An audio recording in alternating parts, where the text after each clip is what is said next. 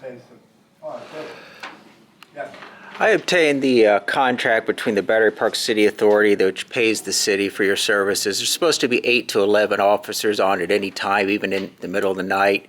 Are you assigning those officers to nearby parks like the Hudson River Park and so forth? No, sir, parks, they're exclusive to Battery Park. So you're saying at all times there's 8 to 11 officers on duty? Scheduled at very least, 8 to 11, I'm not sure where you got that number from. From the official contract? But regularly, maybe that's about 11 officers per tour.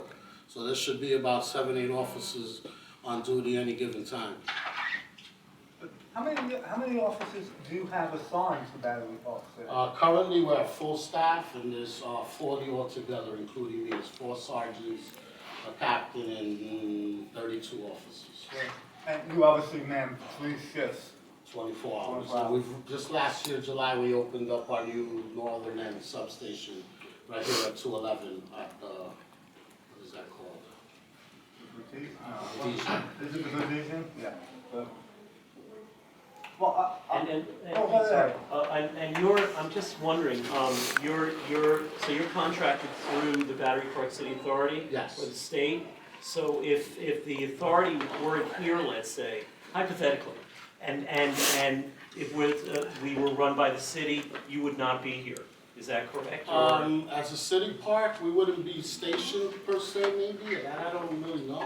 I don't know about being stationed here, but we would always hit our city parks, so we'll always have some kind of clearly control. would not have We'll 40 always people have some assigned kind of to it. response. Right. that's for sure. Right, okay, interesting. Yeah. And Captain seems like We're happy to be here because we believe that we keep the quality of life at Battery Park City the way it is. I believe the minute we're not here, the graffiti, the disorderly groups, the skateboard vandals, be out of control. That's my personal opinion. When you mentioned speeding cyclists, you Yes. refer to delivery men, but what are Mostly. your strategies for other Okay, cyclists? for them specifically, we've done the educational bike safety details. We'll come out, they have their vest, have a little lollipop, stop and slow sign. We give them maps, safety tips, slow them down. When a guy coming too fast, that's the one we will slow down. How you doing, sir? Give you a map, please, adhere to the speeding limits, the pedestrians in the park. Thank you very much. The bicyclists that come, say, through the Esplanade at West Ames on the upper level, likely to be summoned.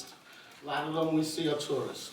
You know, the residents and the passerbys, mostly compliant, but you get those tourists. So we're working on the signage, but we think that it begins at the South Cove entrance, or at the turnoff. And that sign is too small and people aren't seeing it, and they're just coming up on the upper level anyway. That's some of the strategies we're working with the Conservancy.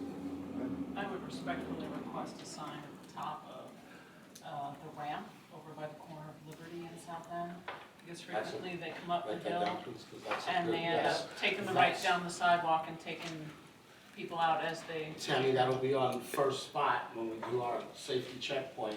As they come down, we know how they come speeding down that ramp. But you can make the request, but that sign has come from the From the Conservancy. Conservancy, yes, and they work with the authority, yes, the authority works very closely with us, so we're in talks exactly about that. We Right. just recently had a walkthrough on spaces where, because for the skateboarding issues. Teardrop Park, I don't know if you noticed the new bench right outside the ramp at the library. Well, that was at our behest, that was at our request. We wanted some kind of mechanical, some kind of feature there to deter the skateboarders, because they were coming off the ramp, so they're still being a little creative and trying to get on the other line. But we're trying to find mechanical ways and not just human PEP officer ways to deter them. So we're trying to get signage up there, we're working with the Teardrop folks. Right. And that's what we like to do, Anthony, we like to work with the community. Since I've been here, we've worked closely with you, and we thank you with the block party and National Night Out, so then officers are attending the First Precinct Community Council. Yeah. I'll be coming to more of these meetings, so.